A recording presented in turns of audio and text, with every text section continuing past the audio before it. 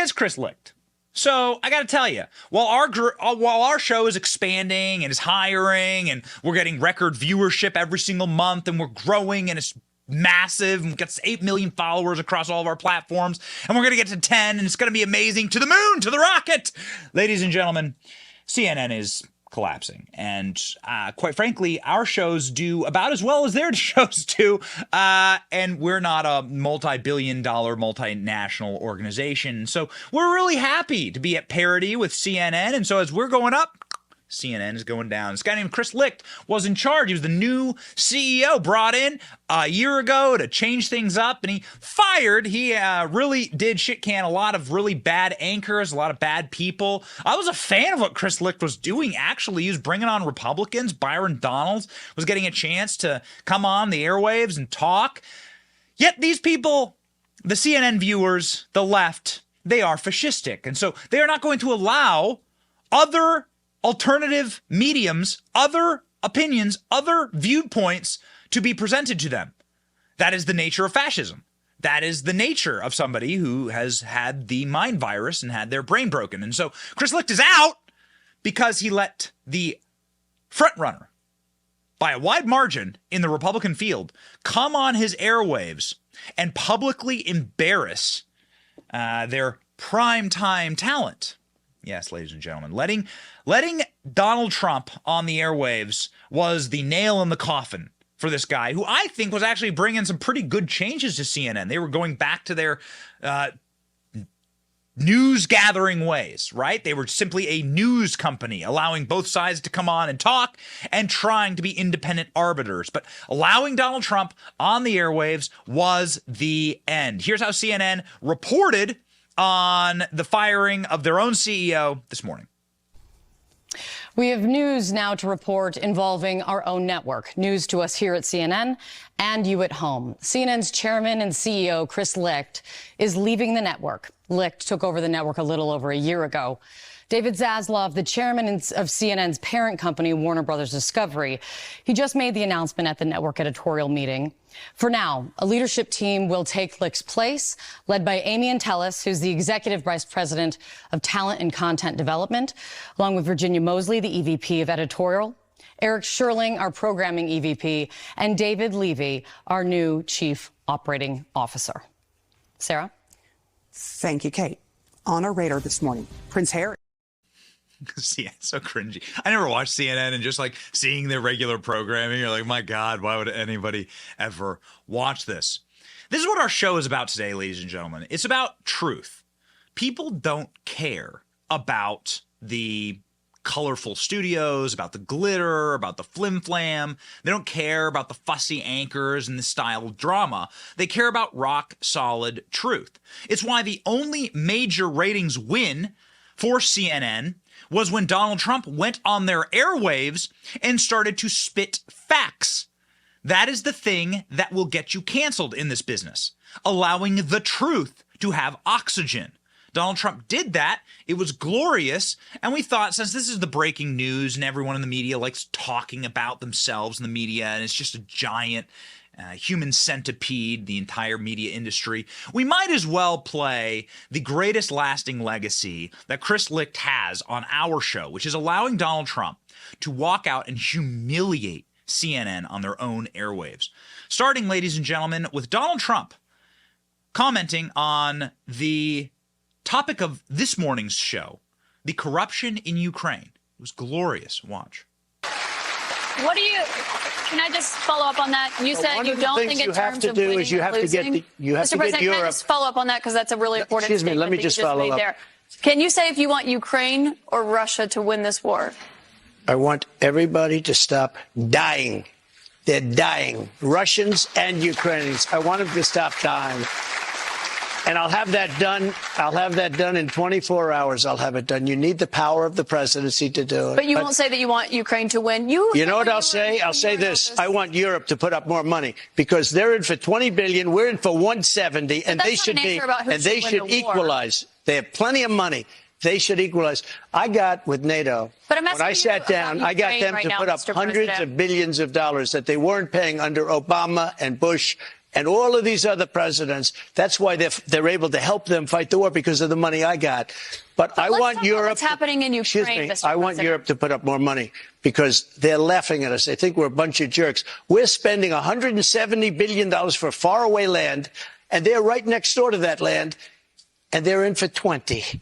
I don't think so. When it comes to what's Oh, man. So at CNN, what passes for talent these days would be what would pass for a bit character on a 1950s sitcom of a harpy, meddling wife. Mr. President, Mr. President, excuse me, Mr. President, shut up! Let the man talk! Let the man say his facts, spit his facts, get his ideas out there. Donald Trump with the applause line that he just wants people to stop dying in Ukraine, which is, of course, what America should be doing right now. Not funding Ukraine, which is probably one of the larger terrorist nations on earth, thanks to our funding. They blew up the Nord Stream pipeline. They're blowing up these dams across Ukraine. They're sabotaging their own infrastructure. And they're all doing it because of our funding and because of our weapons. It's evil. Call it out. Be on the right side of history. We just 20 years fighting the global war on terror, and here we have America going through and funding now one of the largest purveyors of international terrorism in the world. It's evil. It's wrong, and we should have the moral authority and cognition to just call it what it is. You should also be able to say facts on CNN, lay out a timeline. Donald Trump actually brought the receipts during this incredible interview. Watch. very involved that day. You did tell your supporters to come to Washington. You tweeted about it, about that speech that happened on the rally. Am I allowed to say that? When they went to the Capitol and they were breaking into the Capitol, smashing windows, injuring police officers, why did it take you 3 hours to tell them to go home? I don't believe it did. Oh, let me pull it out. I have to pull it out.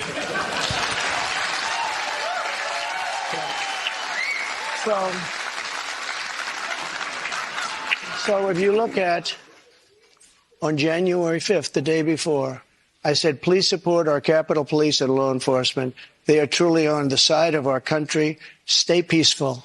Stay peaceful. Let me pull it out. I have to pull it out. That should be the bumper sticker for Trump's 2024 campaign. Trump had a wonderful response to being asked about his thoughts on the debt ceiling. This also career ending for anyone else other than somebody who worked at CNN. Go. Country is being destroyed by stupid people, by very stupid people. You once said that using the debt ceiling as a negotiating wedge just could not happen. You said that when you were in the Oval Office. I was president. So why is it different now that you're out of office? Because now I'm not president.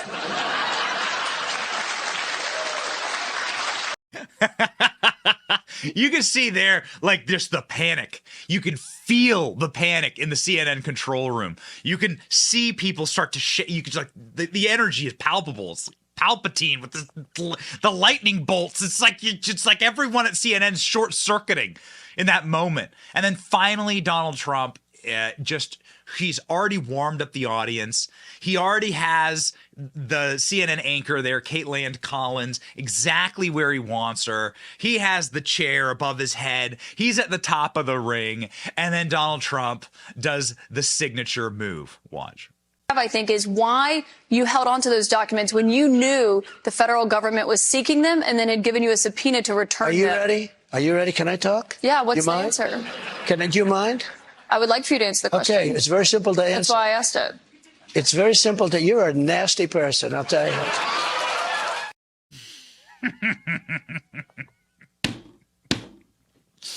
Mr. President.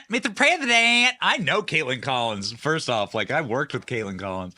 Caitlin Collins is hysterical because she started at Tucker Carlson's news site, The Daily Caller. She started there. Writing listicles, okay, that had nothing to do with politics, being a right-winger, going on Fox News talking about great replacement theory, how evil George Soros is as a foreign-born billionaire. The clips exist. Caitlin Collins did everything she could to be a little marionette when she thought it was Fox News who was going to hire her. And then, oh my, how she changes puppet masters very fast, very quickly. The old Muppet. Just different hand up the backside, and she becomes Mr. President. Oh, Mr. President, let the man talk. I got a promise for you. I'm probably going to bring Democrats on this show at some point. I want to do more debate, okay? I would like to have Democrats on this show. And I promise you this. If there's some lib on here, I will at the very least let them speak for 60 seconds to explain themselves if I ask a question. I'm not going to scream over them. I don't think you're dumb. You, the audience, you, the Benny Brigade, you have the capacity to have brain cells that work and function in your brain, and you can call people out on their BS if you wish to. You don't need me screaming or shouting over them to try and frame everything for you because you're so mushy-minded, because you have such applesauce brain. But Caitlin Collins, because she, of course, has no moral compass and can be bought for the highest dollar, which CNN, I guess, won't have any dollars to pay anyone based on their current ratings. Ladies and gentlemen, Caitlin Collins has no high opinion of her audience. She has, this is what I think is wild and interesting and why we're spending just a second on this, because Tucker Carlson yesterday released his first show and broke the media ecosystem forever.